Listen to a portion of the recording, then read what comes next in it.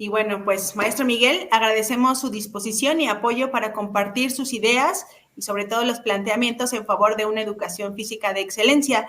Y que si bien el tema que nos expone en esta ocasión no es algo nuevo, pues sabemos que desde hace varios años se ha planteado esta reorientación del enfoque. En la actualidad continuamos este proceso de comprensión y adaptación de las prácticas educativas que se ponen en juego en los patios escolares a fin de responder a las nuevas demandas y necesidades sociales.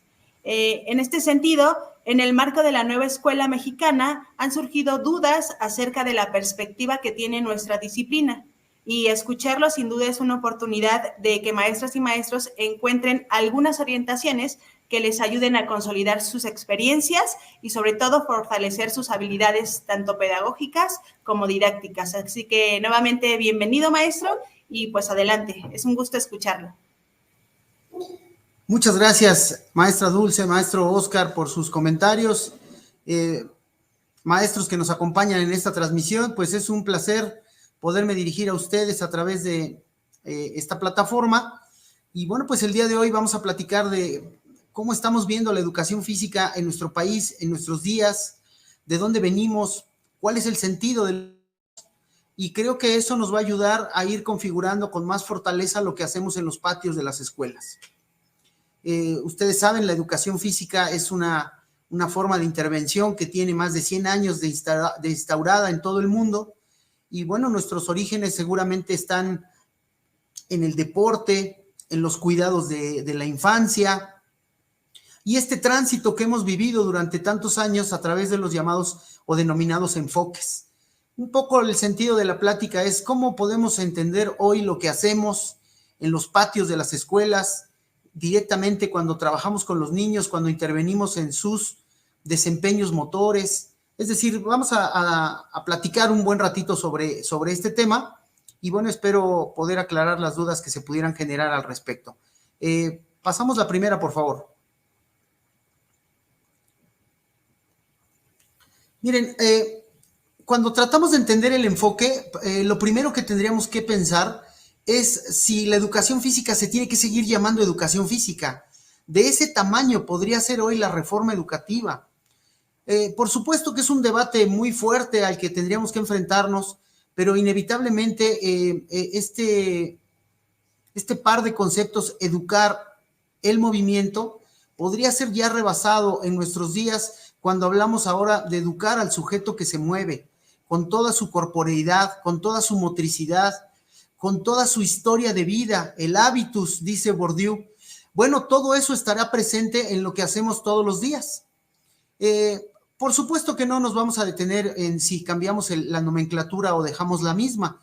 El quehacer del educador físico es lo que está de por medio y el quehacer es el que ha cambiado en los últimos años. Ese es el sentido de lo que queremos explicar el día de hoy. La que sigue, por favor. Miren, si revisamos hoy las tendencias de la educación física en nuestro país, bueno, la nueva escuela mexicana se instaura, se instituye y por supuesto se institucionaliza a partir del humanismo como teniendo como interés superior a los niños, a las niñas, a los adolescentes, buscando en todo momento el rescate de la dignidad humana, el bienestar, a enseñarle a los niños a vivir en democracia, la educación inclusiva, en donde todos los niños, dice Philippe Merieux, pueden ser logros. Tenemos que pasar de una educación física para unos cuantos, y creo que lo hemos logrado en los últimos años, a una educación física que busca la emancipación del sujeto, la ampliación de posibilidades cognitivas, volitivas, que tienen que ver con la voluntad, motoras, sociales y por supuesto familiares y de relación humana. Todo esto englobado en lo que Martha Nussbaum le llama desarrollar capacidades. Y bueno, Martha Nussbaum desarrolla estas 10 grandes capacidades, entre las que aparece el juego como una de las grandes conductas del ser humano, que si bien pertenece al ámbito de la filogénesis de lo que hemos hecho como especie, de lo que somos, perdón, como especie, el juego forma parte fundamental de la posibilidad de interactuar con los demás, de conocer nuestro cuerpo, de al mismo tiempo valorar nuestras potencialidades y las capacidades que tenemos para desarrollarnos como personas, como seres humanos. Cuando hablamos de nuevo enfoque de la educación física, bueno, se está centrando hoy en la comunidad, en buscar en todo momento los principios de lo común y entender esta realidad que no es única. Este país no vive una realidad, vive múltiples realidades. Tantas como seres humanos habitamos desde el norte de nuestro país hasta la parte sureña, en donde hay otro tipo de necesidades, de deseos, de vínculos entre todos. Esta diversidad de intereses y contextos nos llevan a saberes y experiencias que son propias de cada comunidad. Hace poco platicaba con un amigo de Baja California y me decía el problema de los niños migrantes. Ahí tienen un problema que seguramente no experimentamos en todo el país. Esos niños merecen una oportunidad y la educación física también se las puede dar. El sentido y significado del aprendizaje. No todo lo que se aprende tiene que ser vigente para lo que vivimos en las sociedades. También hay que considerar que hay aprendizajes que son referentes culturales de todo ser humano, como el conocimiento de nuestra historia, como el conocimiento de nuestro entorno, y tantos temas que nos pueden ayudar a entender la territorialidad, de dónde venimos, qué hacemos, a qué se dedicaron nuestros ancestros en el territorio que hoy ocupan nuestros padres y por supuesto nosotros. Y claro, a través de un gran debate, de una reflexión que se ha hecho en relación a estas pedagogías del sur, en donde, bueno, entre otros autores, Paulo Freire, Bonaventura dos Santos, etcétera, cuestionan seriamente lo que, bueno, en la historia de nuestras naciones, pues ha sido un pensamiento hegemónico, pues dominado por intereses de un tipo de sociedades, en donde se ha negado la valía de nuestras comunidades, incluyendo las comunidades autóctonas que tenemos en nuestro país.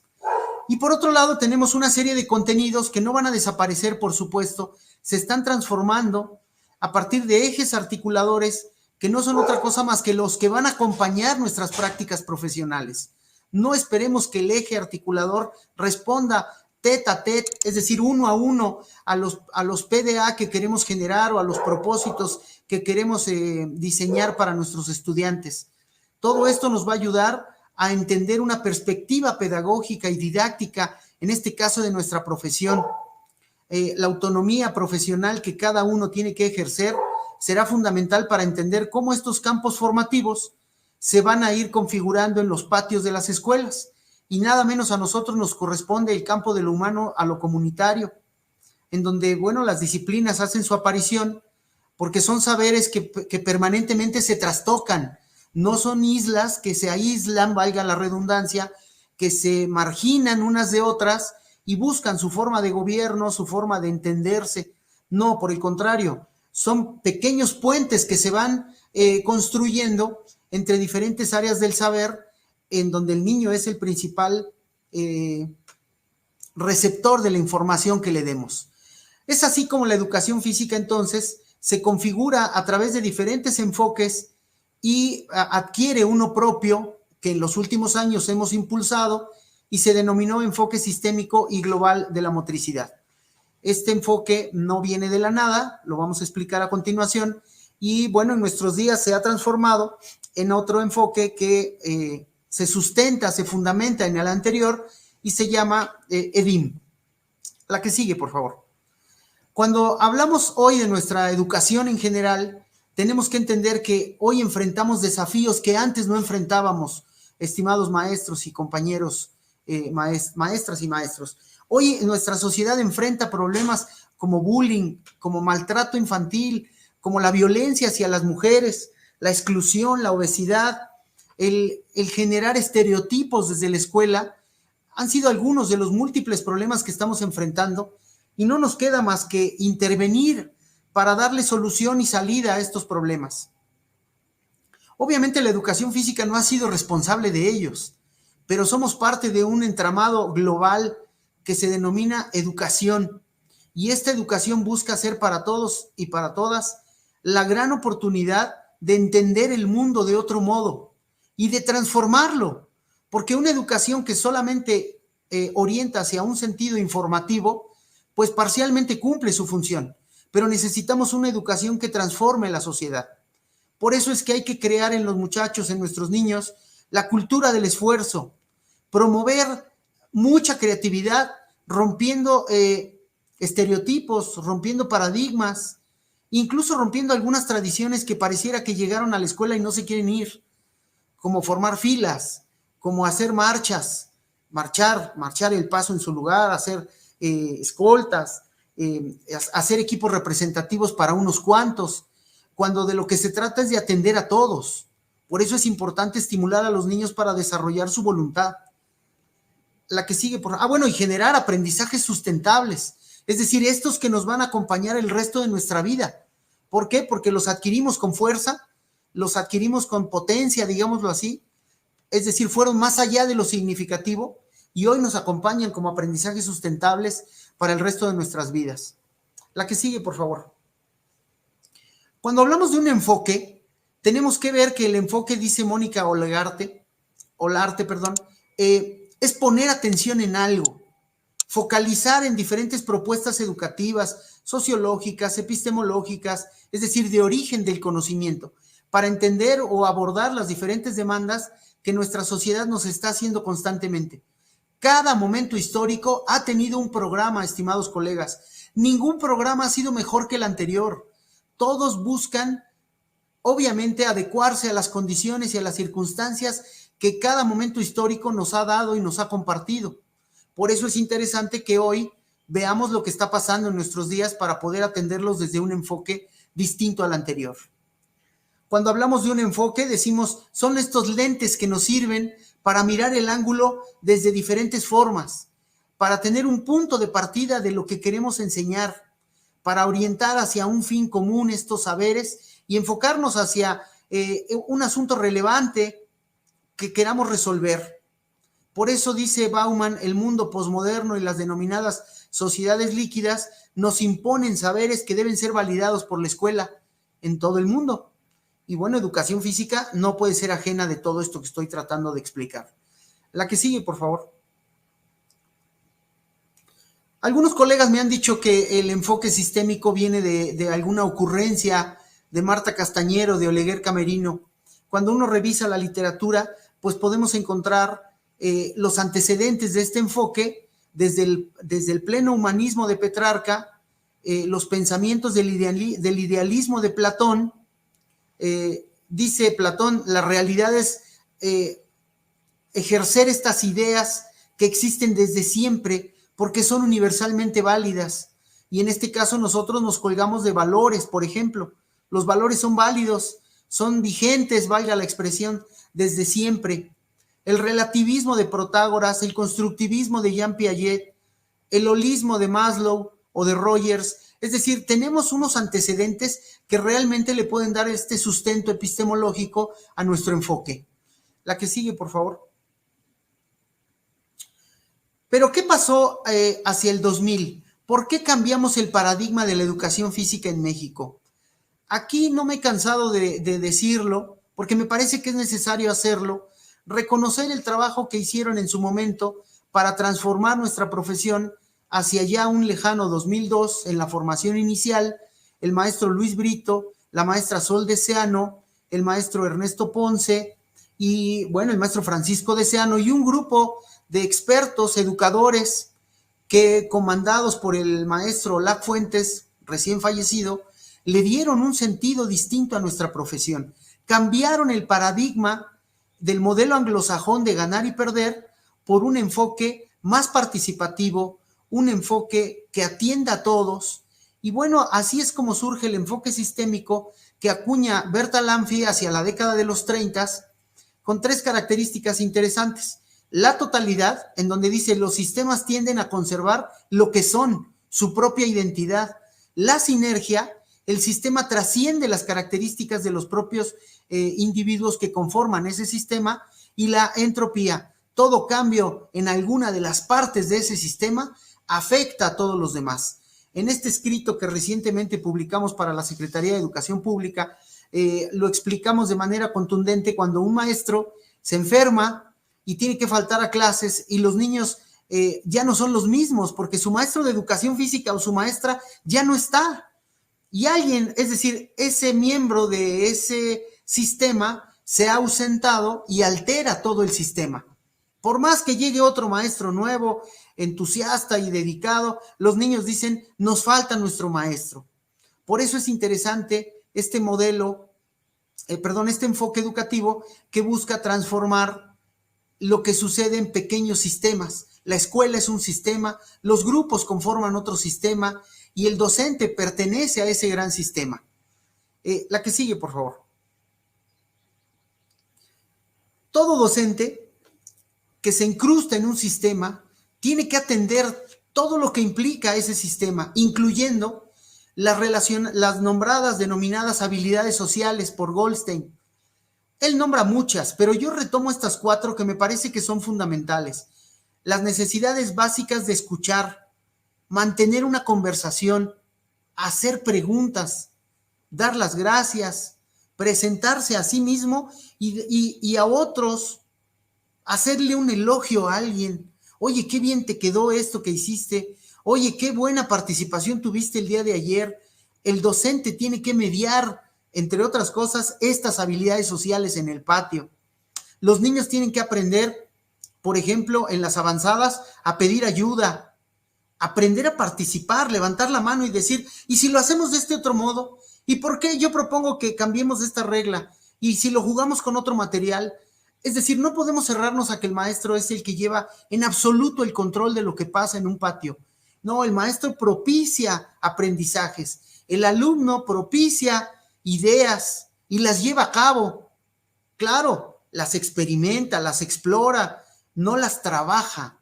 Por eso insisto con mis estudiantes que ya no pongamos en las planeaciones, los alumnos trabajan en parejas. No, participan, experimentan, exploran, colaboran. La lista de verbos puede ser muy grande. Bueno, dentro de estas habilidades, intentar convencer a los otros a través del diálogo de jugar a otra cosa, de participar de otro modo, de cambiarse de equipo, etcétera, etcétera. Otras, las que tienen que ver con relacionadas con la agresión, pedir permiso, compartir algo, ayudar a los demás, manifestar autocontrol, por ejemplo, mucho en secundaria, cuando ganan, se desbordan porque ganaron, y cuando pierden, pareciera que es la desgracia total, cuando solamente es un juego.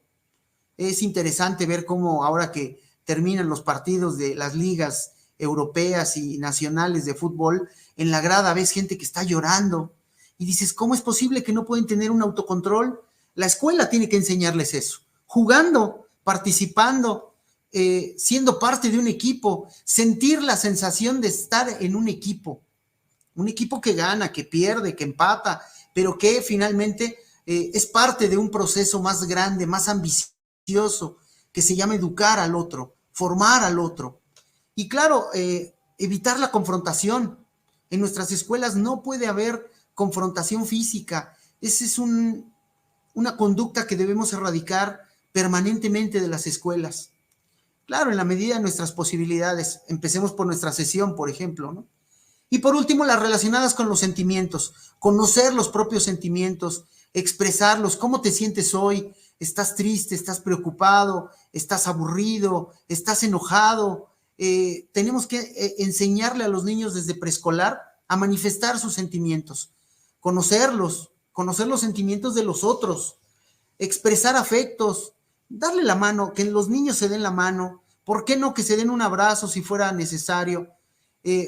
Ayudarles a resolver sus miedos, la recompensa como parte de estos sentimientos. No estoy hablando de darles un premio, un regalo. La recompensa puede ser desde un aplauso hasta un estímulo verbal que el maestro les da. La que sigue, por favor. Bien, todo esto para configurar algo que se llama educación física. Miren, sé que es muy aventurado dar un concepto. Me lo decían hace unos días que estuvimos en Morelia con algunos maestros de educación física de otras nacionalidades. Es muy aventurado dar un concepto. Sin embargo, bueno, creo que parte de esta aventura es decir, aquí hay algo. Complementémoslo, transformémoslo, mejorémoslo. Pero la educación física tenemos que verla hoy como una forma de intervención pedagógica. No somos una disciplina. Algunos colegas insisten en que somos una ciencia y me parece que tampoco lo somos. Somos una forma de intervención pedagógica, que no es poca cosa, porque intervenir quiere decir hacer algo por los demás y la vamos a tratar de extender como práctica social. Miren, maestros, si no hacemos valiosa nuestra profesión más allá de los patios de las escuelas, nos estaremos haciendo el harakiri, estaríamos atentando contra nuestro propio desarrollo profesional. Tenemos que hacernos muy necesarios en la vida de los niños, más allá de los patios de las escuelas, formando hábitos de vida saludables, participando y motivándolos a que pertenezcan a un equipo, a un grupo, que utilicen positivamente su tiempo libre, que utilicen la iniciación deportiva y el deporte, sea en la escuela, sea fuera de ella, como un gran aliado para fortalecer su motricidad. Si esta intervención la hacemos dentro de los patios, bueno, tenemos que buscar alianzas y las estrategias didácticas son nuestra gran alianza. Una estrategia didáctica es un facilitador del contenido. Nos va a ayudar a que el contenido sea mucho más claro para el niño, integrándolo de este modo al mundo de lo cotidiano y la cultura. Tenemos que promover la cultura. Discúlpenme que diga lo que voy a decir, pero escuchar artistas que hoy salen en la tele y promueven violencia contra las mujeres, promueven el gusto por el poder y las armas, es muy delicado, la escuela no puede utilizarlo. Claro, no podemos prohibir que pase eso allá afuera, pero dentro de nuestra escuela, dentro de nuestras actividades rítmicas, podemos promover un sinfín de estrategias relacionadas con el rock and roll, relacionadas con la salsa, con ritmos internacionales distintos, incluyendo, por supuesto, los latinoamericanos, los nuestros, pero dotemos de cultura a los niños. Y claro, busquemos la creación de hábitos como el ejercicio, pero para que se vuelva un hábito no los podemos castigar, no les podemos hacer castigo físico porque hicieron una conducta errónea en nuestra clase. Si no, entonces vamos a crear una asociación entre el castigo y el ejercicio. Y lo que queremos es que el ejercicio les guste, sea placentero, busque los cuidados del cuerpo, obviamente con una alimentación adecuada, etcétera, etcétera. Y la educación física buscará la promoción de valores, primero los personales, el amor, la amistad, luego los morales, los que tienen que ver con el otro, los que tienen que ver con tu conducta y los otros, luego los sociales, como la solidaridad, como el aprecio por el otro, y luego los de convivencia, los que en suma van a consolidar la personalidad de nuestros niños. Nos están dejando a los niños para que transformemos esa personalidad y la reconfiguremos, porque hoy ustedes y yo somos lo que somos producto de la personalidad que nos formaron nuestros padres, nuestros hermanos y nuestros maestros y amigos cuando fuimos niños. Hoy esa personalidad es muy difícil de transformar. Por eso es difícil que una persona que en su vida ha hecho ejercicio, ha valorado la importancia del otro, se ha vinculado con el ejercicio y con una vida saludable, con una dieta adecuada, hoy ya son mayores y es muy difícil convencerlos. Pero a los niños no, porque son esa gran oportunidad, y más adelante lo veremos, de poder intervenir en ellos. Para terminar, si alguien nos dijera, bueno, ¿y para qué sirve la educación física? Es una pregunta interesante. Bueno, sirve para 4 cosas. Para que el niño tenga una plena conciencia de quién es, y la corporeidad hace su aparición ahí, sus deseos, sus gustos, sus aficiones, lo que más le parece en la vida adecuado y no, lo que le configura como persona, su esquema corporal, su imagen corporal. Luego la competencia motriz, esta disposición que tenemos para movernos, para bailar, para saltar, para participar. Ahora la disponibilidad corporal, un sujeto con una competencia motriz amplia y consolidada, bueno, pues puede hacer múltiples actividades, como cantar, como participar en un juego, en el deporte, como compartir información con otros, entender la valía de la amistad, ponerse a prueba. Ahí hay una estrategia bonita que se llama retos motores, por ejemplo. Y finalmente nuestra gran aspiración, la autonomía motriz. ¿Qué buscamos? Que cada vez más los niños necesiten menos de un maestro, una maestra de educación física. Que en casa digan voy a correr, voy a hacer ejercicio, me voy a inscribir a un equipo, voy a ir a bailar, voy a utilizar mi tiempo libre de manera positiva. Y eso es una gran aspiración de nuestra profesión. La que sigue, por favor. ¿Cómo lo vamos a manifestar, compañeros maestros, este enfoque? Bueno, integrar el aprendizaje. Es decir, la integración del aprendizaje quiere decir evitemos la fragmentación. Cuando un colega me dice voy a medir la fuerza en el abdomen a los niños, está fragmentando, está viendo no a un sujeto, sino a un pedazo de músculo que quiere medir sus capacidades. Eso no nos ayuda al enfoque. Énfasis en el socioconstruccionismo. El lenguaje construye realidades. Y ahorita voy a dar un ejemplo al respecto. ¿Esto qué quiere decir? Que nosotros tenemos el gran aliado que es el lenguaje oral y el lenguaje corporal. Esto puede ayudar a un niño a transformar su realidad. ¿Podemos dar la que sigue y luego nos regresamos, por favor? Miren, en el ejemplo de cómo transformamos el lenguaje, cuenta la historia que Tomás Alva Edison, siendo un niño, llegó con su mamá y le enseñó una carta que la maestra le dio. La mamá leyó la carta y le dijo al niño, bueno, dice tu maestra que eres tan bueno que no te puedo seguir teniendo en la escuela y te voy a tener que educar en casa. El niño no desobedeció, dejó de ir a la escuela y la mamá lo siguió instruyendo en casa. Al paso de los años, Tomás Alva Edison se hizo el monstruo de inventor que fue, y cuando su madre muere, él recoge sus pertenencias y encuentra la carta de la maestra que le dio cuando él era niño. Y la carta decía, señora, su hijo es un limítrofe, lléveselo porque no podemos con él, atiéndalo en su casa.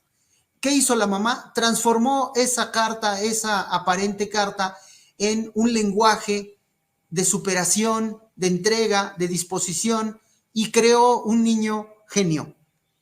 El lenguaje construye realidades. El experimento Milgram sobre la obediencia parte de dos teorías. La teoría del conformismo, por la que el sujeto no tiene la habilidad o el conocimiento para tomar decisiones, especialmente en situaciones de crisis. Casi siempre transfiere la responsabilidad a alguien o a su jerarquía. Dice la directora, a mí me ordenaron.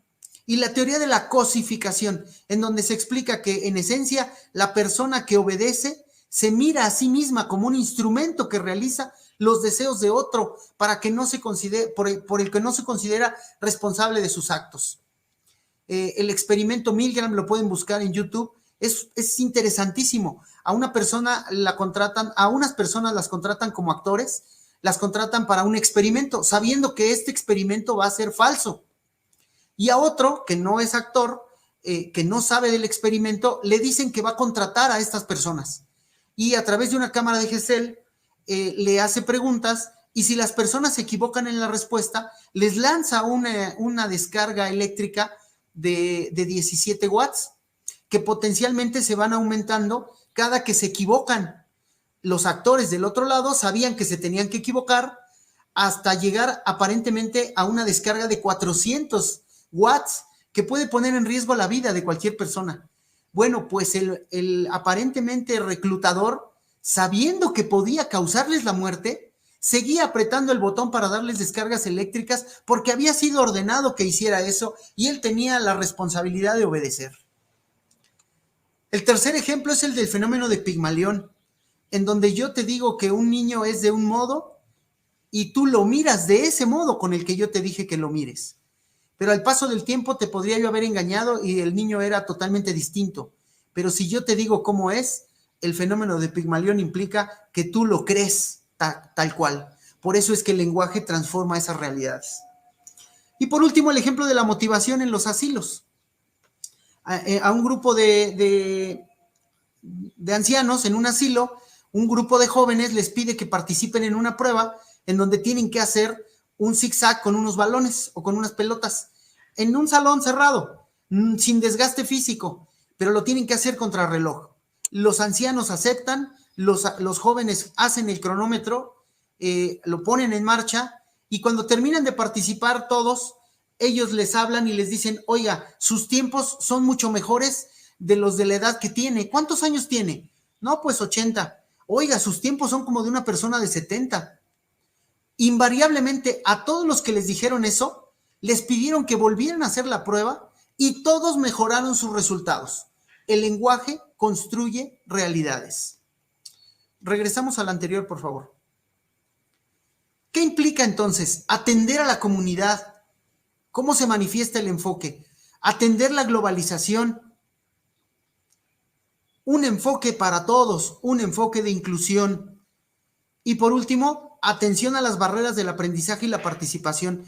No se nos olvide que la educación es un derecho de todas y todos y por lo tanto no podemos discriminar a nadie, no podemos excluir a nadie por su condición física, social, ideológica, religiosa, etcétera, etcétera. Ahora veámoslo desde el punto de vista de la sesión propiamente. Bueno, tenemos que elaborar diagnósticos de acuerdo a las características de nuestros niños, así como el contexto donde lo aplicamos. Utilicemos el currículum como una arma de intervención. Algunos colegas siguen usando el programa blanco. Es un gravísimo error, ya lo dije, el programa es hijo de su tiempo. El programa blanco ya terminó. Recién acabo de escuchar en Morelia a un colega que pasa a exponer la nueva escuela mexicana y habla de capacidades condicionales y coordinativas. A este hombre no le han dicho que ese discurso data de la Segunda Guerra Mundial, de los alemanes, de la Alemania democrática, de los primeros que experimentaron drogas sintéticas o de animales con seres humanos. De ahí viene el discurso de las capacidades condicionales y coordinativas. Hoy de lo que se habla es de capacidades perceptivo-motrices y de capacidades físico-motrices. Tenemos que utilizar el programa vigente. Diseñemos una planificación a partir de unidades didácticas. Legalmente nos sirve, porque ese es nuestro aval de que lo que estamos haciendo tiene el respaldo institucional de la autoridad inmediata, en este caso el director o directora de las escuelas. Evitemos la organización rígida de la clase partida en 3. Si decimos que integrar quiere decir evitar la fragmentación, evitemos partir la clase en 3. Se puede partir en 4, o en 5, o en 2, o en 1. No tendríamos que hacerlo de un modo estándar para todos. Hay condiciones atmosféricas, de contenido, de contextos, que pueden tomar la hora de la clase, por ejemplo, que pueden tomar esa decisión el docente en cuestión. Diversificar las estrategias. Dejemos de usar juegos de reglas. Tú te pones acá, tú haces lo que yo te digo, cuando yo lo digo, como yo lo digo. Híjole, es demasiada presunción para poner a un niño a jugar. Tenemos formas jugadas, circuitos de acción motriz, itinerarios didácticos rítmicos, cuentos motores, fábula motriz. Tenemos más de 90 estrategias que vamos a ver más adelante. Otorgar una intención pedagógica, hablar de propósitos o de principios de aprendizaje mucho más ambiciosos que un objetivo. El objetivo es inmediato. El propósito o los PDA son a largo plazo, son observables a una mayor distancia temporalmente hablando. Utilicemos el juego motor como nuestra gran estrategia. No los saquemos al patio y los pongamos a jugar ajedrez o un juego de mesa como cartas o pirinola o dados. No. Tenemos que dimensionar nuestro juego motor como la gran estrategia que nos ayuda a movilizar a estos jóvenes en los patios. Entender el error como oportunidad. Dejemos de mirar quién lo hace mal para decirle que está mal. El error es parte del aprendizaje y de hecho, gracias a que nos equivocamos, podemos aprender.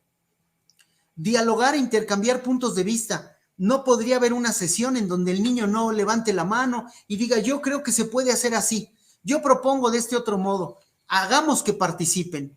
Y por último, el desarrollo de habilidades socioemocionales durante la clase o la sesión de educación física. Las habilidades socioemocionales, hoy la educación tiene que voltear a ver también esas conductas de los niños, sus estados de ánimo, lo que piensan respecto a las cosas que les están pasando. Acuérdense que la pandemia vino a transformar la realidad de muchas personas en este país y por lo tanto también nuestra propia realidad se ha transformado. La que sigue, por favor. La que sigue. ¿Qué hizo Marta Castañer? Bueno, agrupa las capacidades perceptivo-motrices, las físico-motrices, las socio-comunicativo-motrices y las habilidades y destrezas motrices en grandes núcleos de contenidos que se van a ver trastocados, no van a aislarse, van a interactuar de manera, digamos, armónica cuando uno implementa una sesión en los patios de educación física, ¿no? Y por otro lado, no deja de considerar los elementos denominados patrones básicos de movimiento, que David Gallagher y Marshall McLennan los agrupan en 3, de locomoción, de manipulación y de estabilidad. Y de ahí su derivación que ustedes están leyendo hacia los movimientos como correr, saltar, las marchas laterales, saltar, trepar, lanzar un objeto, rodar, botar, todos los patrones que paulatinamente desde preescolar hasta secundaria se van transformando en habilidades y posteriormente en destrezas motrices. Me quiero detener en este elemento que ha sido considerado por Marta Castañer como fundamental y sin embargo yo quise hacerlo un poco más didáctico para los maestros de educación física de nuestro país. Le damos la que sigue, por favor. Y es el que tiene que ver con el esquema corporal. El esquema corporal no es otra cosa más que el conocimiento de las partes que integran nuestro cuerpo, pero el esquema corporal tiene una categoría más amplia que se llama conciencia corporal y tiene una categoría paralela que se llama imagen corporal.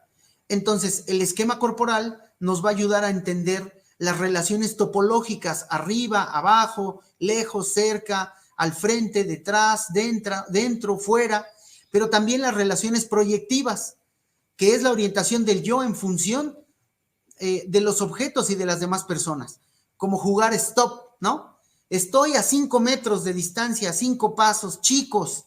Ahí estamos estimulando las relaciones proyectivas. Y por último, las relaciones euclidianas, que es el análisis de las medidas y las distancias entre objetos. Tú estás cerca de aquel, estás más lejos de allá, en relación a ti y los demás. También debemos procurar estimular a los niños en el conocimiento de las diferentes posiciones que tiene nuestro cuerpo, es decir, el yo en la acción, parado, sentado, hincado, boca arriba, boca abajo, etcétera, etcétera, y obviamente aspectos sociales y culturales de nuestra imagen corporal. ¿Quién es el más alto del grupo? ¿Quién es el más bajito del grupo? ¿El más alegre? ¿El más serio? ¿El más comunicativo?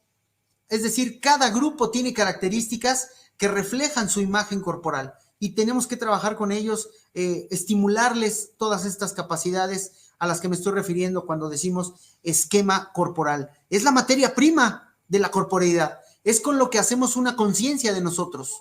Y claro, en preescolar es como el lugar favorito para este contenido. La que sigue, por favor. ¿Qué requiere este enfoque pedagógico? Bueno, primero, variabilidad en las propuestas didácticas.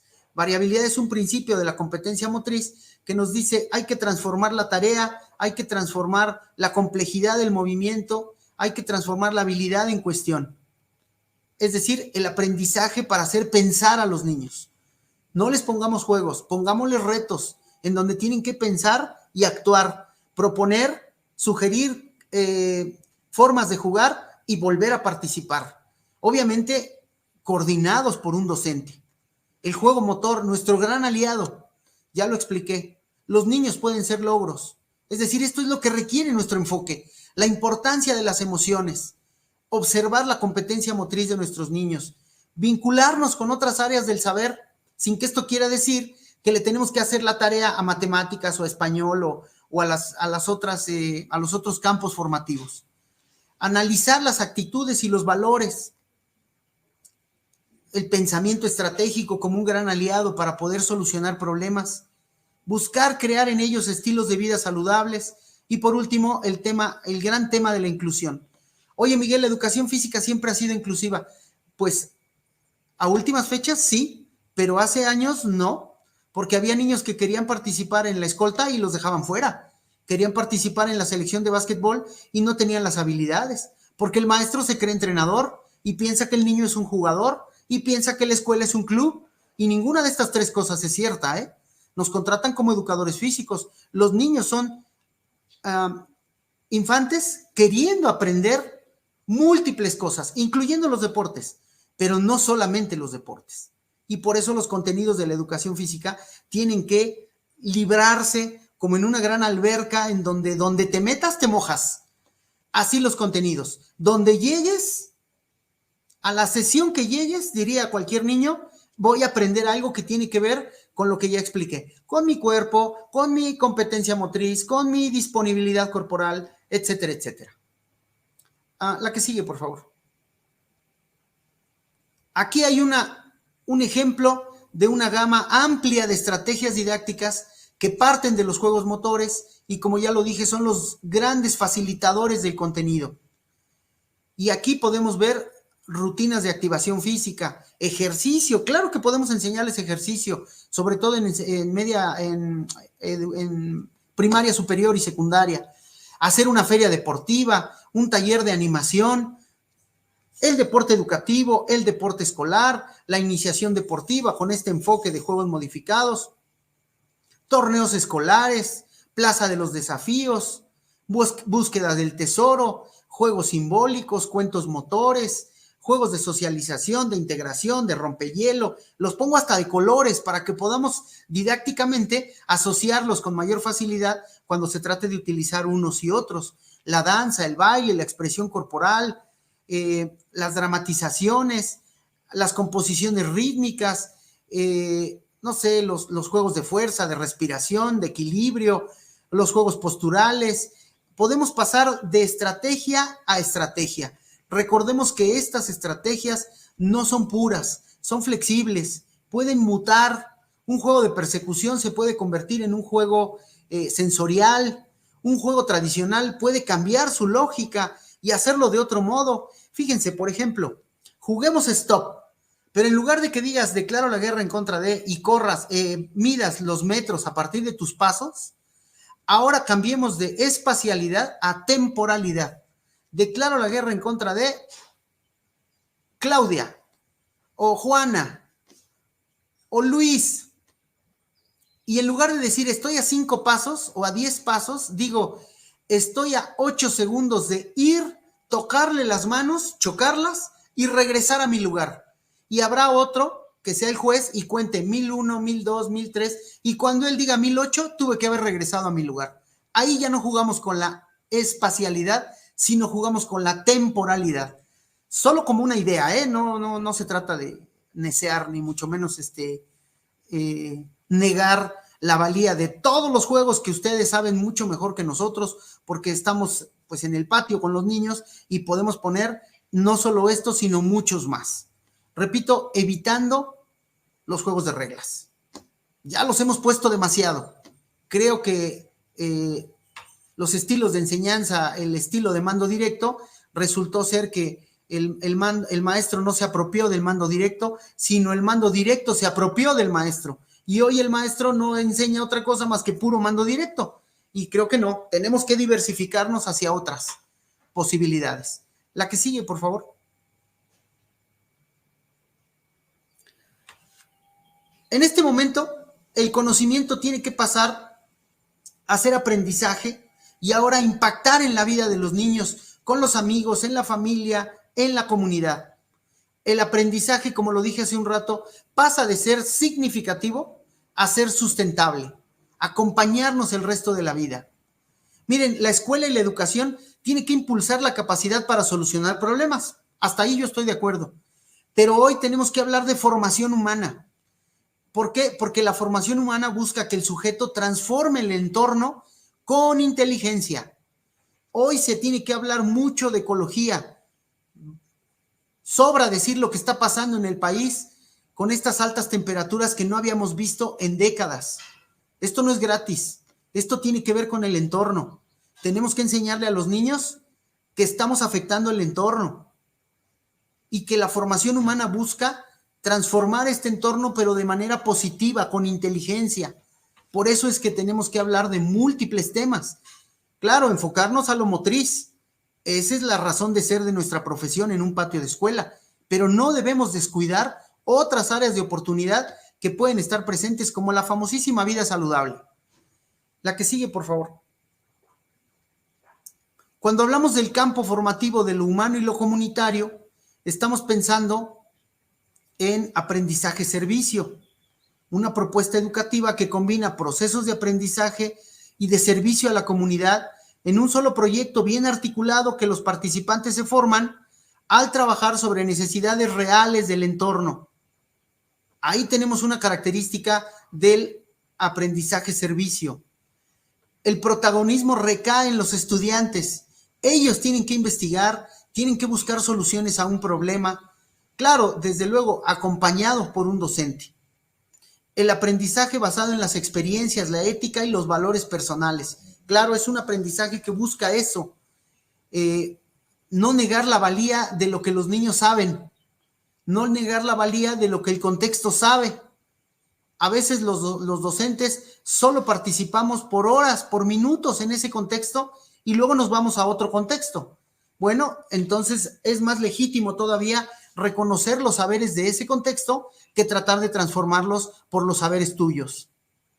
Los proyectos son servicios solidarios, es decir, pensados para atender necesidades de otras personas, así como colaborar en la solución de problemas concretos. Y problemas concretos puede tener que ver con problemas de obesidad, con problemas de falta de estimulación. ¿Qué tal si hacemos un proyecto de gimnasia cerebral en donde todos los días en el salón los docentes de grupo nos ayuden a poner ejercicios de gimnasia cerebral? Tenemos que enamorar a los niños para que vayan a la escuela, porque se nos están yendo. Hemos perdido muchos niños en las escuelas. Motivos pueden ser demasiado amplios y justificados incluso, pero los que ya tenemos cautivos en nuestra escuela no debemos dejar que se nos vayan. Por eso la idea de generar aprendizaje-servicio, en donde todos participan. ¿Qué tal un torneo al final del ciclo escolar, que ya viene, por cierto? ¿Qué tal una campaña ecológica en nuestra escuela, arreglando el entorno, los jardines, si los hay, los patios? ¿Qué tal? Son proyectos. Alguien me decía, Miguel, ¿podemos dar clase o proyectos? No, las dos cosas. Las dos cosas, porque depende el número de horas que tengas en la escuela. Los maestros que van a unas escuelas poquitas horas. Un maestro me decía, nada más voy 2 horas a una escuela en la semana. Pues entonces, ni unidades didácticas tienes que hacer. Haz planes de sesión, que te los firme la directora y no faltes, por tu madre santa. No faltes. ¿Por qué? Pues porque es el único momento en que los niños te tienen. Pero otro maestro me dice, no, yo tengo 22 horas en una primaria. Bueno, tu compromiso entonces es muy amplio. Tu compromiso sí te da para generar un proyecto, pero no un proyecto permanente. Acabo de poner ejemplos. Un proyecto de Día del Niño, un proyecto para la Semana de la Educación Física y la Salud, un proyecto navideño, un proyecto para el Día de las Madres, un proyecto para los padres de familia, una muestra pedagógica compartida con otro colega de grupo. En fin, las posibilidades son tan grandes que ustedes las conocen mucho mejor que nosotros. Por eso es que sería importante que hagamos vínculos, alianzas con autoridades, con colegas de la escuela y podamos echar a andar estos proyectos en beneficio de muchas personas. Yo les ponía el ejemplo de la escolta y les decía, la escolta puede ser un proyecto, un gran proyecto educativo. No estoy diciendo que se elimine la escolta, por favor. Lo que estoy diciendo es que la transformemos. ¿Qué tal si hacemos varias escoltas entre los niños de 5º y 6º o los de 6º, pero en donde todos participen aunque sea una vez, aunque lo hagan descoordinados, aunque no lo hagan con la prestancia militar con la que quisiéramos? No es un concurso. El valor de la escolta no está en la escolta misma. El valor de la escolta está en una ceremonia que enaltece el lábaro patrio, que enaltece los valores cívicos de la historia de nuestro país. Para lograr eso no tiene que haber una escolta cara, con atuendos caros, con niños de la misma estatura, con una prestancia física, etcétera, etcétera, etcétera.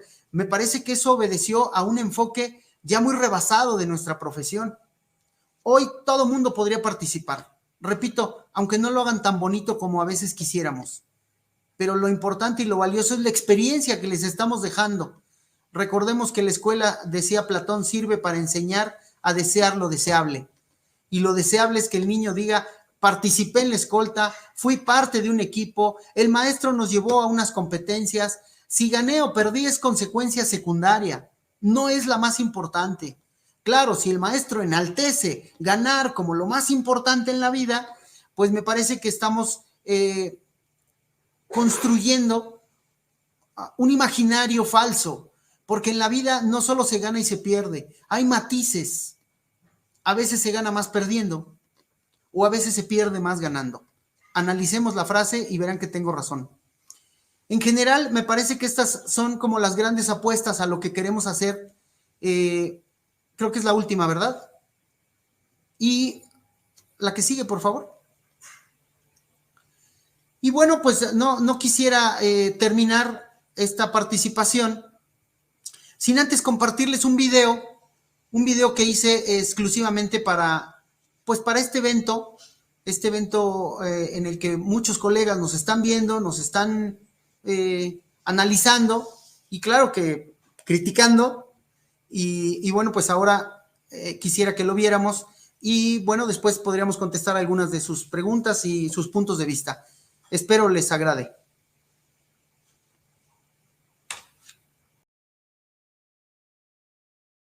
¿De qué otro modo ver a la educación física? Dice James Watson, dame un niño y haré de él lo que quiera, un ingeniero, un artista o un asesino. En este breve video analizaremos una de las tesis más importantes de Antonio Marina, filósofo español quien pone el dedo en la llaga cuando se trata de enseñarle algo a los demás. Bienvenidos. Tan solo 18 días después de la fecundación, hace su aparición un extraordinario sistema nervioso dividido, iniciando así las funciones más elementales de nuestro cerebro. Este órgano, con más de 100.000 años de evolución, ha logrado que podamos aprender múltiples actividades cada día, mismas que han tardado miles de años en evolucionar.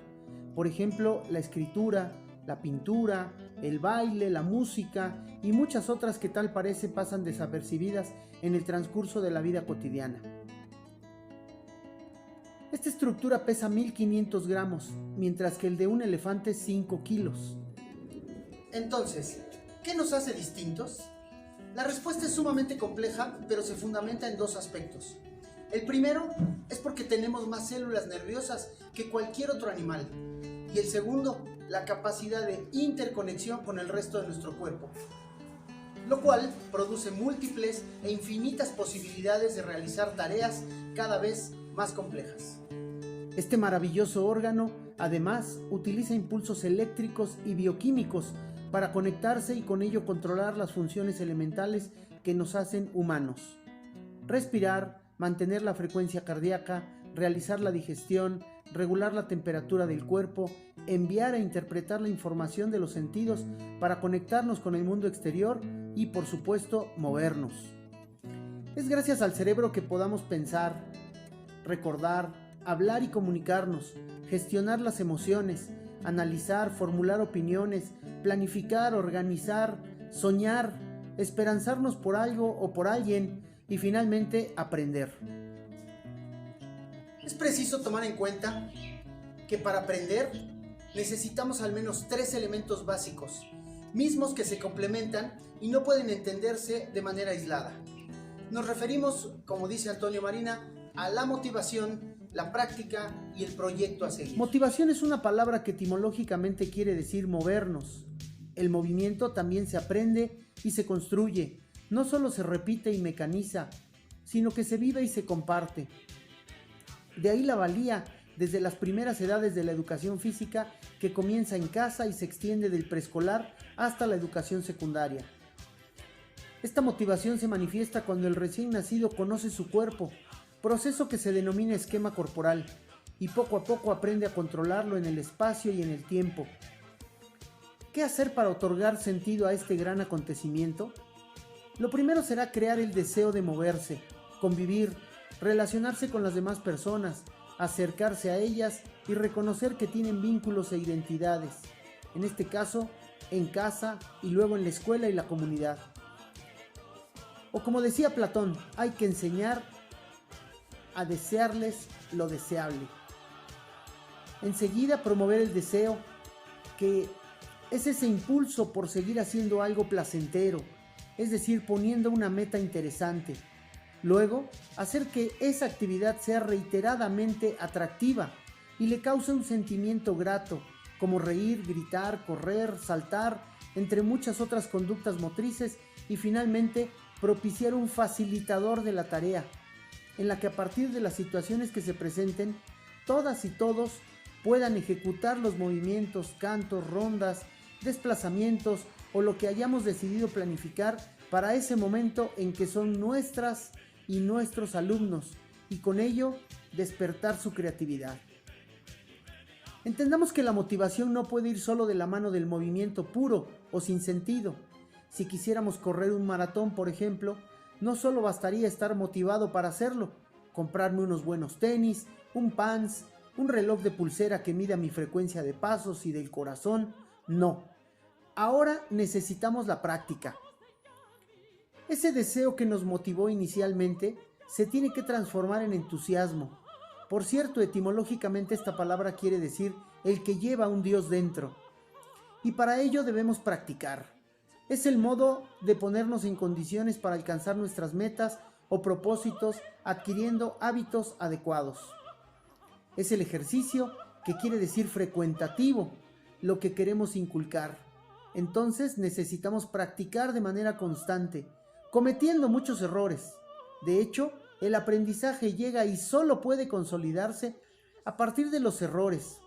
Desde la competencia motriz se explica por la ley del tanteo: ensayo, error, mejoramiento, repetición y aprendizaje.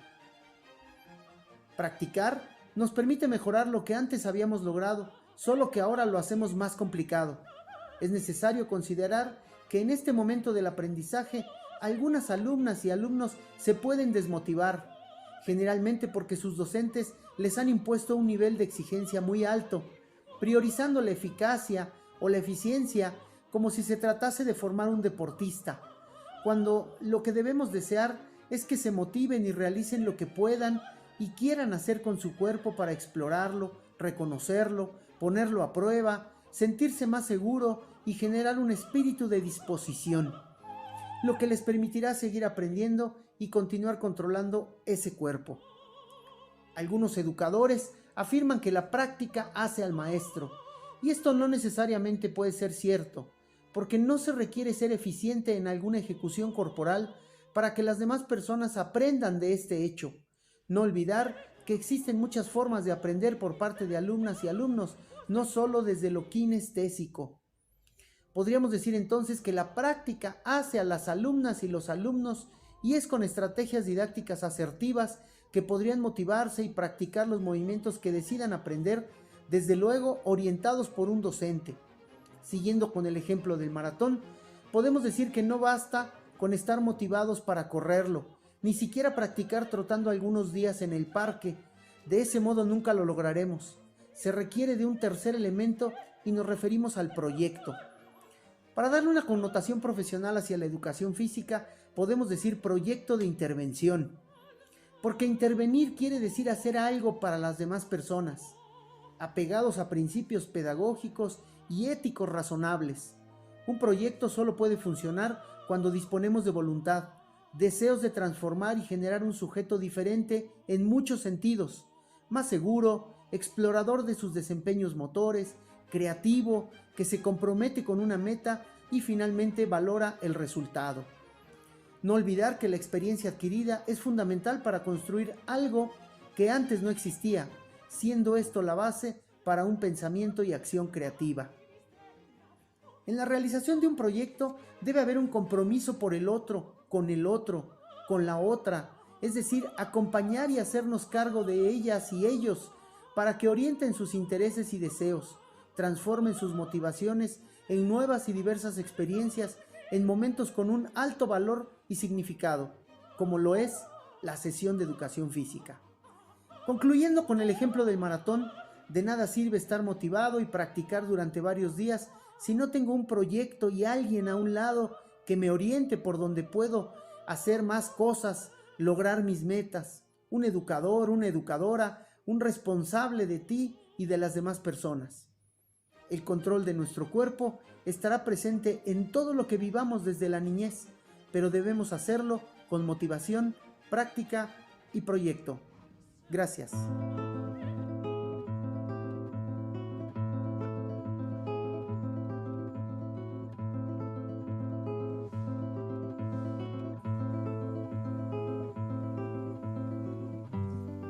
Bien, pues ahí tenemos una propuesta, ya ustedes la valorarán y buscarán hacerle análisis, interpretaciones, etcétera, etcétera. Creo que siempre ayuda a los debates. Pues por mi parte eso es todo, vamos a pasar a las preguntas. Adelante, maestra Dulce. Una pregunta de Carlos Sánchez García y dice, ¿cómo generar en el educador físico reflexión, acción sobre su intervención educativa? ¿Cómo hacer que quiera ver sus áreas de oportunidad? Sobre todo que actúe para mejorar los aprendizajes de los alumnos. ¿Qué nos puede decir, maestro? Híjole, es una gran pregunta, maestro Carlos Sánchez. Pero bueno, voy a intentar responder de la siguiente manera. Esta reforma no nos pone contra la pared, nos pone frente al espejo, porque nos obliga a reflexionar efectivamente respecto a lo que estamos haciendo.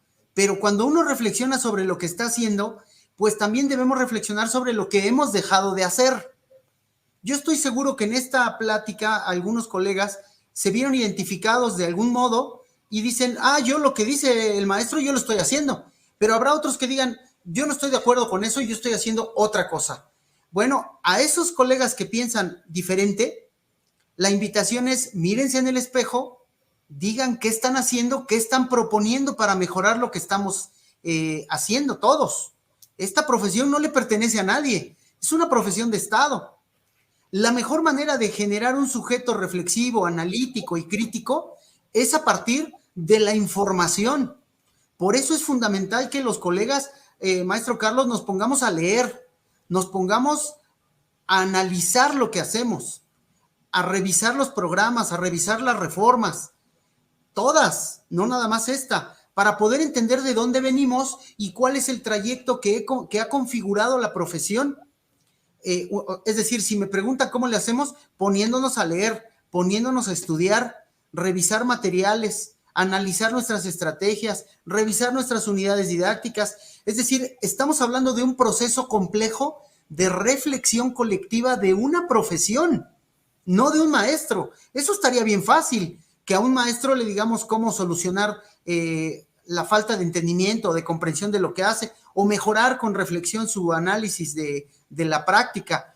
Pero estamos hablando de un gremio de 100,000 maestros. Es decir, todos queremos tener la razón y creo que no nos faltan argumentos. Todos entendemos la educación física de un modo, la queremos defender de ese modo. Sin embargo, yo digo, la mejor manera de reflexionar acerca de la profesión es leyendo, es revisando nuestra licenciatura, nuestra formación inicial, nuestros conceptos básicos del niño, de la educación, de la formación humana, y ya luego nos metemos con autores, porque creo que, repito, esto es un proceso muy largo. Hoy se ponen de moda los doctorados y todo el mundo ya es doctor. Eso me parece muy bueno, pero de nada sirve un doctorado si no transformamos el quehacer de la profesión, no solo con práctica, con mucha teoría, revisando muchos autores y, bueno, seguramente haciendo propuestas innovadoras que paulatinamente vayan configurando una educación física más amplia de la que hoy tenemos.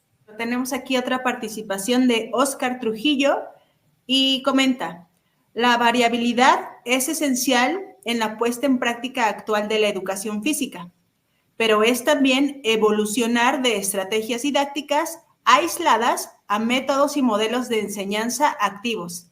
¿Qué opina sobre esto, maestro? A ver, la variabilidad es una propuesta de la competencia motriz. La variabilidad lo que nos dice es cómo variar las variantes, pero la variabilidad se aplica en el desarrollo de las habilidades y las destrezas motrices. Así lo menciona el doctor Luis Miguel Ruiz Pérez en su libro Competencia Motriz. Entonces, para como clarificar, eso es la variabilidad. Es una forma, digamos que es la llave con la que la competencia motriz abre el panorama de cómo desarrollar habilidades motrices en los niños y evitar la mecanización como la única vía para obtener aprendizaje. Por eso en el video yo hablo de varios elementos, empezando por el error, empezando por pues estos 4 niveles a los que refiere Ruiz Pérez cuando habla de competencia motriz: el conocimiento declarativo, el conocimiento procedimental, el conocimiento afectivo y el conocimiento metamotriz. Y cuando hablamos de las pedagogías activas, bueno, estamos refiriéndonos a otra cosa, a un modelo educativo en el que lo que se busca es innovar en educación física, cambiar la manera en la que percibimos y concebimos el aprendizaje de los muchachos y empezar a vincular otro tipo de herramientas como los proyectos comunitarios, como la gamificación, como estas metodologías activas que buscan darle un giro a la forma de educar a un sujeto. Estas no vienen de la educación física, hay que aclararlo. Ni siquiera la gamificación. La gamificación viene de otro tipo de pensamientos como el coaching, en donde se busca enseñar un contenido dándole muchas variantes desde el punto de vista lúdico. Recordemos que el juego es una capacidad filogenética de los seres humanos y que es muy atractiva para poder aprender. Digamos que eso es lo que yo puedo aportarle, maestro Oscar, y gracias. Juan Ramón Ortega Monzón menciona, emita su punto de vista con respecto al referente de evaluación. Nuestra intervención pedagógica ha sido encajonada y susceptible a la última decisión de los docentes de grupo, ya que esta ahora se promedia. ¿Qué opinión tiene al respecto, maestro Miguel? Miren, la evaluación siempre ha sido un tema controversial, pero no se nos olvide que pasamos de una evaluación sumamente subjetiva, estoy hablando de los 70s, de los 80s, en donde el maestro valoraba los tenis limpios, la participación, la asistencia a clase, y era suficiente para aprobar un curso de educación física. En el peor de los escenarios, eran las habilidades motrices del alumno lo que decidía la calificación que le asignaba. Hoy cambia mucho toda esa percepción, digamos, anterior de la evaluación, y nos ubica en un posicionamiento un poco distinto. Para empezar, la evaluación es un proceso constante, no es un proceso terminal a final de una unidad o de un semestre o de un bimestre. Es decir, nosotros tenemos que seguir haciendo evaluación, pero concebida desde otra lógica, desde la lógica de hoy, ¿qué saben hacer mis alumnos que al inicio de esta unidad didáctica no sabían hacer? Es decir, pasaron, no sé, 8 sesiones, 10 sesiones, y hoy saben hacer algo distinto. Bueno, ya tengo elementos de progreso. Eso lo tengo que transformar en una calificación, pero digamos conceptualmente son categorías distintas. Una cosa es evaluar, otra cosa es calificar. Por eso es que cuando hablamos de una calificación compartida con el maestro de aula, entonces empezamos a ponderar otro tipo de elementos, de evidencias de aprendizaje que no solo tienen que ver con los 50 minutos o 60 minutos 2 días a la semana que estuvieron contigo, sino tiene que ver con todo un proceso formativo en el que estamos siendo muchos actores los que estamos interviniendo en beneficio de ese sujeto. Es decir, ¿qué opina el maestro de aula, la maestra de aula, respecto al desempeño de ese niño? Hay niños que basta una motivación del de educación física para que transformen sus conductas, incluso las que hacen en el aula. Y ahí tenemos que otra vez entrar al concepto de intervención. Tienen razón el maestro Carlos cuando dice hay que llenarnos de actualización. Sí, tenemos que juntarnos los colegas, y no estoy hablando de este medio es grandioso, pero bueno, no es el único. Los sectores, los ATPs, los supervisores de zona, los jefes de sector, los responsables locales de educación física, junten a los colegas. Hay un montón de maestros capacitados, preparados, que nos comparten lo que hacen, y creo que juntos vamos a poder ir armando un gran entramado que se llama reconfiguración de nuestra profesión. Acaban de estar algunos colegas españoles que vinieron hace 20 años y felizmente nos dijeron, vemos otra educación física. Discuten ya con otros argumentos. Hay nuevas referencias bibliográficas.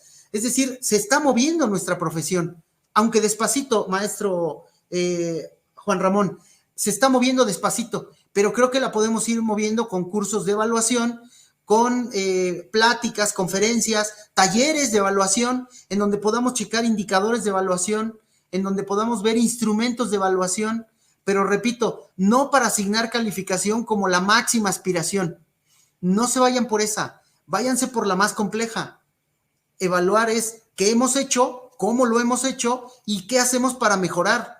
Recordemos que la evaluación puede ser del maestro al alumno, del alumno al maestro, del alumno al alumno y del maestro al maestro. Es decir, hay un gran conglomerado de agentes que pueden participar en un proceso de evaluación, no nada más una que era maestro-alumno. Creo que por ahí podría estar la respuesta. Gracias. Otra pregunta, maestro. José Alfredo Ruiz Escudero. Si ya no estamos en la educación basada en competencias, ¿será adecuado mantener el concepto de competencia motriz? Ya, es muy buena pregunta, maestro Alfredo Escudero.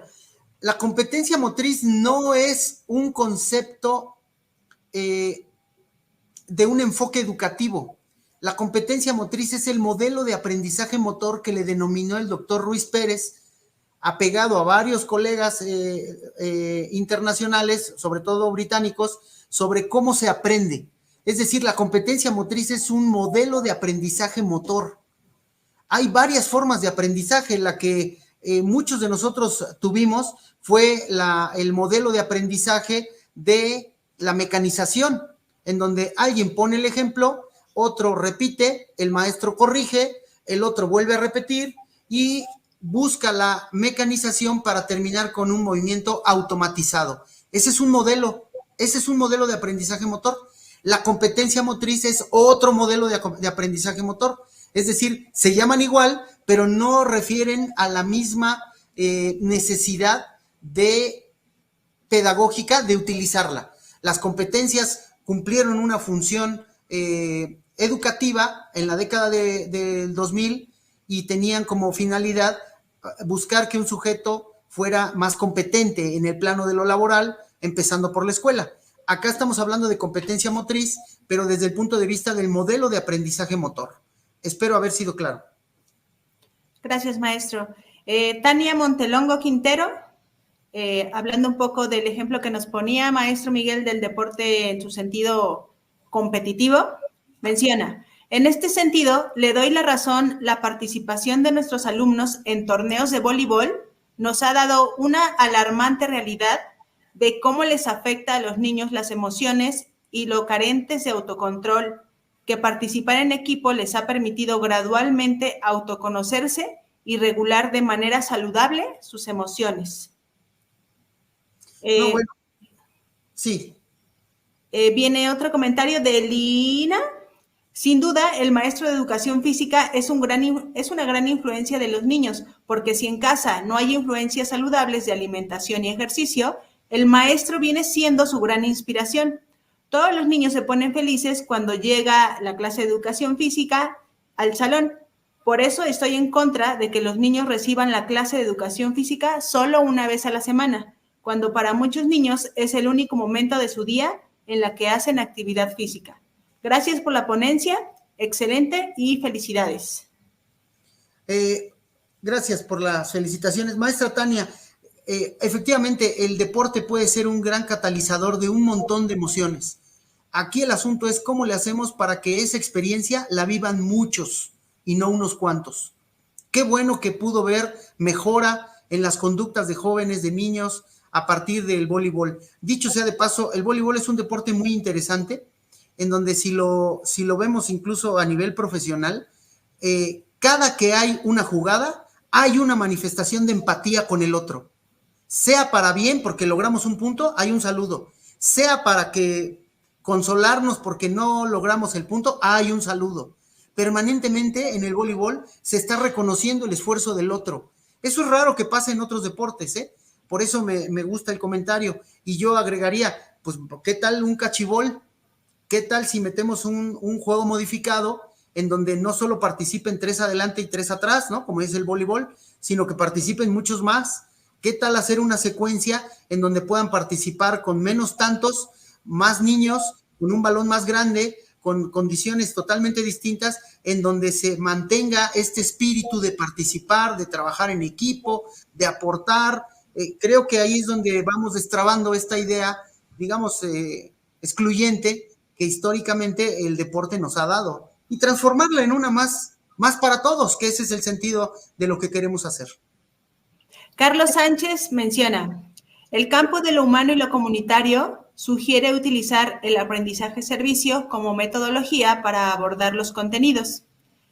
¿Educación física puede hacerlo con solo 1 o 2 sesiones a la semana?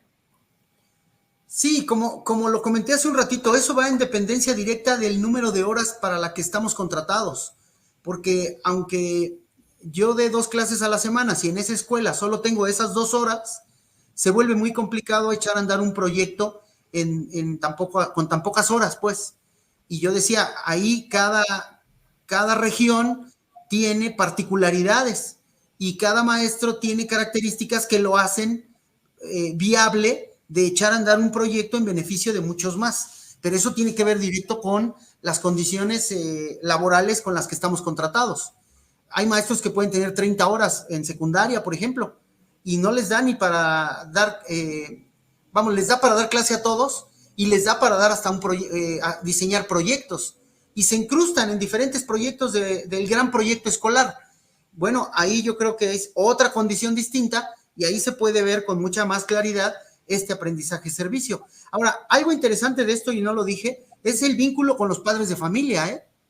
O sea, los padres de familia son un agente fundamental en la educación. Nosotros no educamos a los niños, somos parte de ese proceso educativo, para que también a los papás les quede claro que, imagínate, le dejo a mi hijo y llénelo de hábitos, que sea educado, que haga ejercicio, que aprenda todas las materias. No, espéreme, señora. Nosotros somos una parte del proceso educativo. Por eso ustedes en familia son otra parte del proceso. Comprométase. No me comprometa nada más a mí. Creo que ahí el aprendizaje-servicio también tiene que involucrar a padres de familia. Gracias, maestro Miguel. Vamos a ir cerrando con esta sesión de preguntas. Ibacel, Educación Física, menciona, ¿por qué en el anexo Educación Física en el marco de la nueva escuela mexicana, el enfoque dice orientación sistémica e integral de la motricidad y en el EDIM menciona enfoque dinámico e integral de la motricidad? ¿Cuál sería la diferencia y semejanzas? Muy buena pregunta. El origen del EDIM es el enfoque sistémico y global de la motricidad. Lo propone Marta Castañera ya por el 2006, tal vez. Sí, por ahí más o menos. El enfoque sistémico y global es el origen, digamos. Paulatinamente, Marta Castañer lo ha transformado en el enfoque dinámico integrado de la motricidad, pero lo único que hizo fue, y lo dice en su texto, evolucionar el enfoque sistémico a un enfoque más integrador que analice, digamos que es la versión remasterizada del enfoque sistémico y global, en donde ahora contempla todas las esferas como una gran unidad que buscan estimular las capacidades y las habilidades de los seres humanos, ¿no? Por eso, de los niños sobre todo, por eso el cambio de nomenclatura, pero el enfoque que se está utilizando no cambia, maestra, en nuestro país. Sigue siendo el enfoque sistémico y global, repito, en esta transición que la autora de origen, Marta Castañer, le denomina en este momento enfoque dinámico integrado de la motricidad. Pero no estamos hablando de diferentes enfoques. Y bueno, otra pregunta, maestro. ¿Qué podemos hacer para modificar la percepción que tiene la sociedad en general respecto de las sesiones de educación física? Como lo comenté hace un ratito, nos tenemos que hacer necesarios en la vida de los niños, pero llevándolos más allá del patio de la escuela. El patio de la escuela es un espacio maravilloso de creatividad, de estimulación, sí, pero si todos lo cerramos y lo circunscribimos ahí, nos estamos quedando cortos.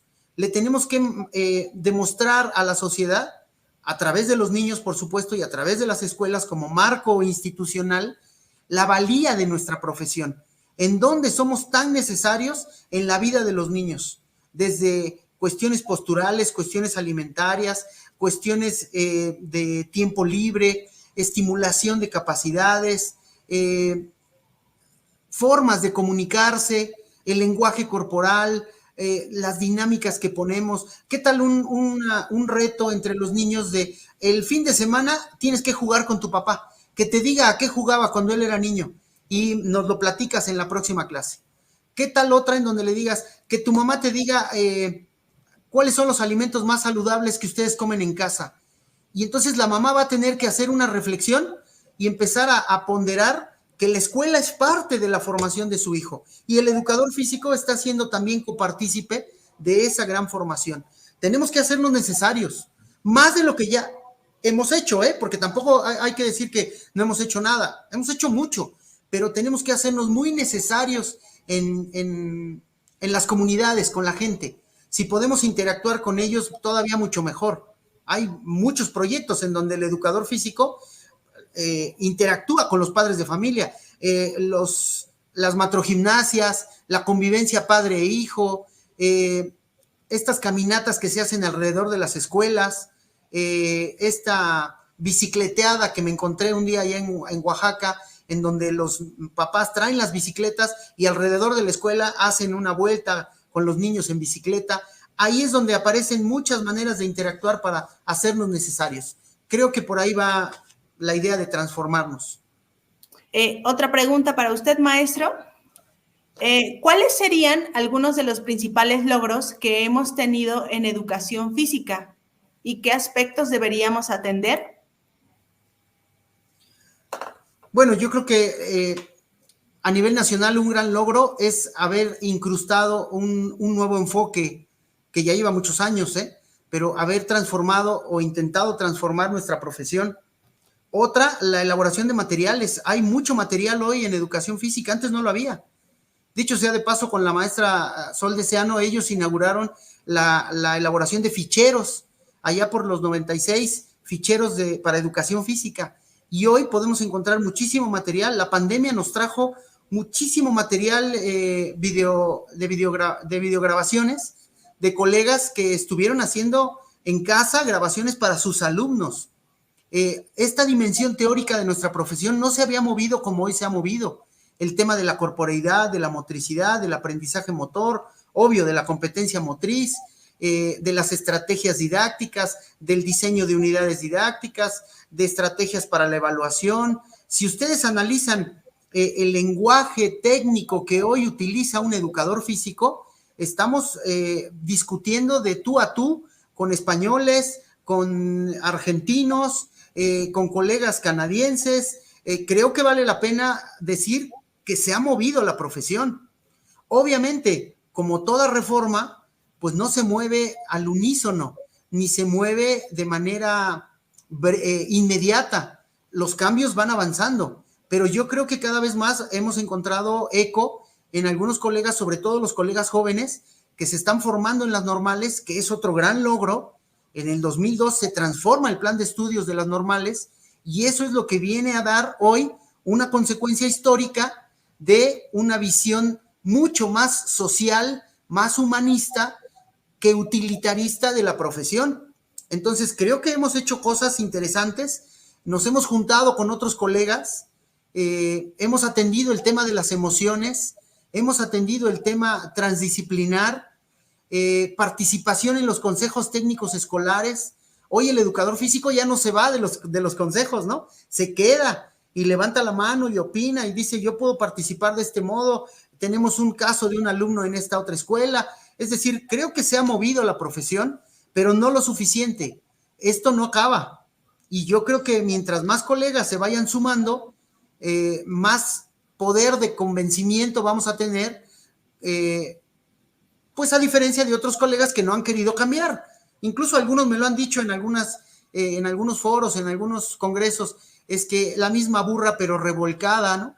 Y yo les digo, no, estás equivocado, porque hoy no hablamos el lenguaje que se hablaba en los 80s. Yo fui formado en ese plan y con mucha claridad sé que la bibliografía que había entonces, hoy la bibliografía está, es brutal la cantidad de material que hay en internet, videos, páginas web, revistas indexadas, libros, etcétera, etcétera. Creo que ahí tenemos mucho avance, pues, pero como todo, creo que nos hace falta seguir apuntalando nuestra profesión.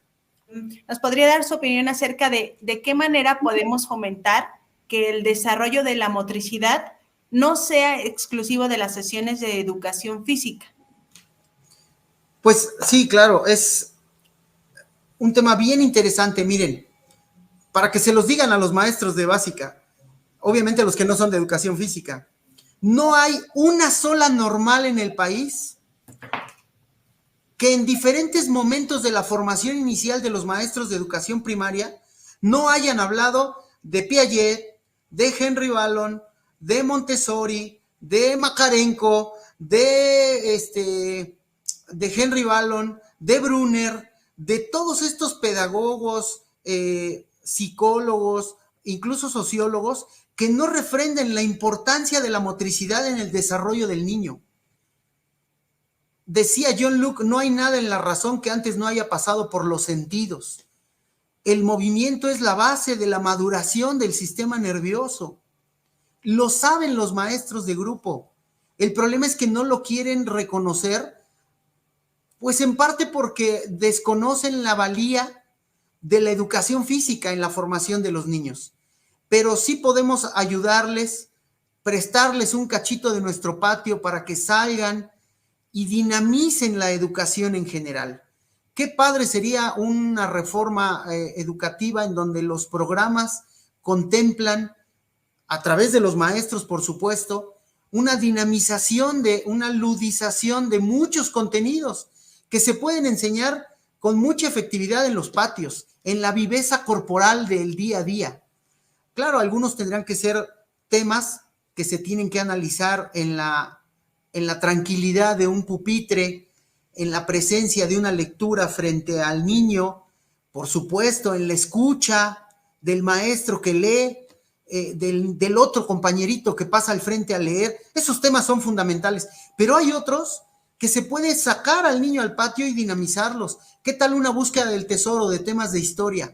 ¿Qué tal una plaza de los desafíos de temas de matemáticas? ¿Qué tal unos retos motores con temas de vida saludable? Es decir, hay muchas cosas que podemos ayudarle a los colegas que no estudiaron nuestra profesión, pero que no han sabido reconocer la valía de la motricidad en el desarrollo cognitivo, conductual, social, afectivo de los niños. Creo que por ahí podríamos ayudar mucho. Gracias.